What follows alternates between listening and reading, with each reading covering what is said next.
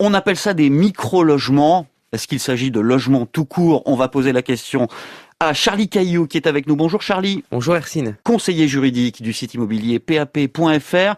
Des logements qui font moins de 9 mètres carrés.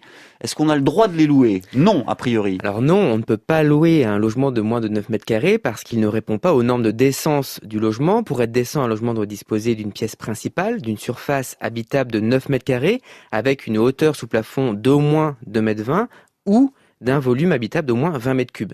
D'accord, donc un logement qui ferait par exemple 8 mètres carrés, mais 20 mètres cubes, celui-là, on peut le louer. Alors, la réponse est plutôt non. Alors, je vous explique. Au-delà du décret d'essence dont je viens de parler, il y a des règlements sanitaires départementaux qui, eux, imposent la surface minimale de 9 mètres carrés sans que l'on puisse prendre en compte le volume habitable. Il y a là donc un conflit entre deux normes puisque sur le même sujet, elles disent des choses différentes. Ouais. Et la jurisprudence récente donne plutôt l'avantage au règlement sanitaire, la règle la plus stricte.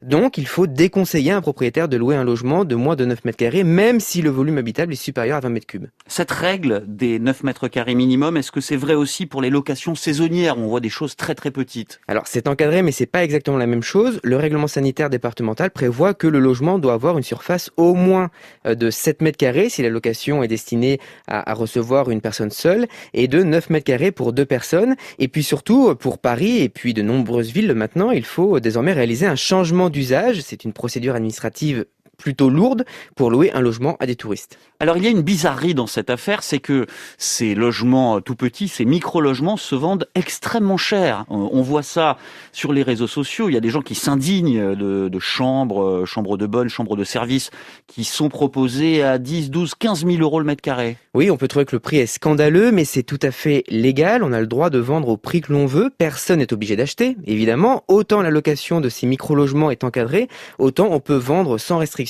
Ceci étant dit, évidemment, un bout de chambre de service au 6e étage, au prix d'un 4 pièces à Saint-Étienne, c'est le signe d'un marché immobilier bancal où la grande pénurie de logements se fait ressentir. Mais alors si on ne peut pas les louer, ces micro-logements, qu'est-ce qu'on en fait quand on les achète? Est-ce qu'il y a un débouché? Alors oui, bien sûr, puisque rien ne s'oppose à ce que le propriétaire l'utilise comme un pied-à-terre pour lui ou un de ses enfants étudiants. Cela peut également intéresser une famille dans l'immeuble qui a besoin d'espace en plus, un débarras ou un bureau à la même adresse. Ça peut également intéresser le propriétaire de la chambre d'à côté qui, en réunissant les deux chambres, créera un studio ou un petit 2 pièces qui, lui, sera décent, donc louable. C'est ma maison et c'est peut-être la vôtre. Charlie Cailloux, conseiller juridique du site pap.fr.